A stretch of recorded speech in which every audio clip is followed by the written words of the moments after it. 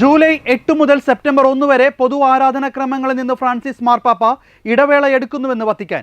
June ആദ്യ ആഴ്ച പ്രസിദ്ധീകരിച്ച മാസ്റ്റർ ഓഫ് പേപ്പൽ ആരാധനാക്രമ ചടങ്ങുകളുടെ ഔദ്യോഗിക സ്കെഡ്യൂൾ പ്രകാരം മാർപ്പാപ്പയ്ക്ക് ജൂലൈ ഓഗസ്റ്റ് മാസങ്ങളിൽ പൊതുവിശുദ്ധ കുർബാനകളൊന്നുമില്ല എന്നാണ് വ്യക്തമാക്കുന്നത്.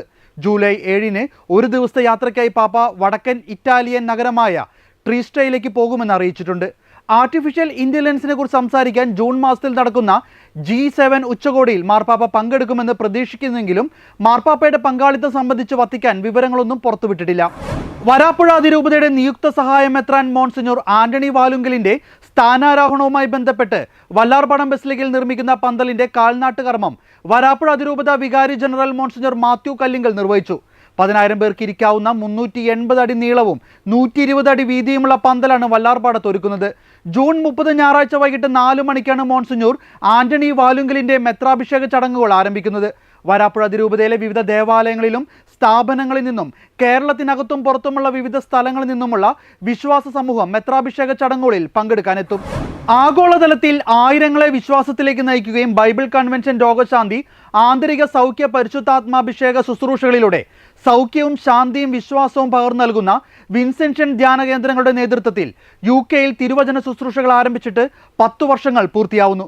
10ാം വാർഷികത്തിന്റെ നിറവിൽ UK ഡിവൈൻ സെന്ററിന്റെ നേതൃത്വത്തിൽ വിവിധ ഭാഷകളിലായി ബൈബിൾ കൺവെൻഷനും രോഗശാന്തി ശുശ്രൂഷയും UK-യിലെ സ്ലോവിൽ വെച്ച് ജൂൺ 28, 29, 30 തീയതികളിലായി നടത്തുന്നതാണ്.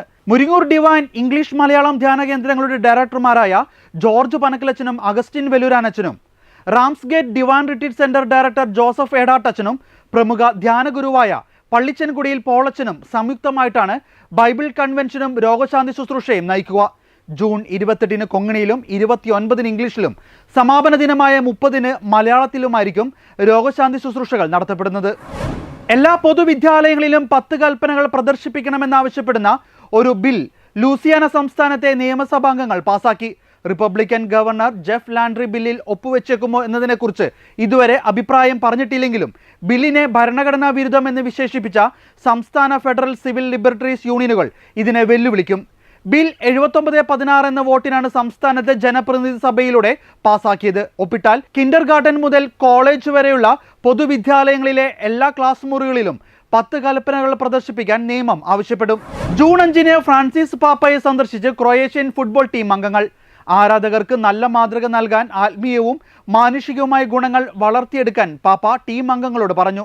കഴിഞ്ഞ ലോക ചാമ്പ്യൻഷിപ്പിൽ 3ാം സ്ഥാനം നേടിയതിന് പരിശുദ്ധപിതാവ് കളിക്കാരെ അഭിനന്ദിക്കുകയും ചെയ്തു. ടീമിന്റെ സന്ദർശനത്തിന് താൻ നന്ദി പറയുന്നുവെന്നും ആരാധകർ, പ്രത്യേകിച്ച് യുവജനങ്ങൾ നിങ്ങളെ അനുകരിക്കുമെന്ന കാര്യം ഒരിക്കലും മറക്കരുതെന്നും നിങ്ങളുടെ പങ്ക് കായിക മേഖലയ്ക്ക് അപ്പുറത്തേക്ക് പോവുകയും ജീവിതത്തിന്റെയും വിജയത്തിന്റെ മാതൃകയായി മാറുകയും ചെയ്യുന്നുവെന്നും ടീമിനെ അനുഗ്രഹിച്ചുകൊണ്ട് ഫ്രാൻസിസ് പാപ്പ പറഞ്ഞു.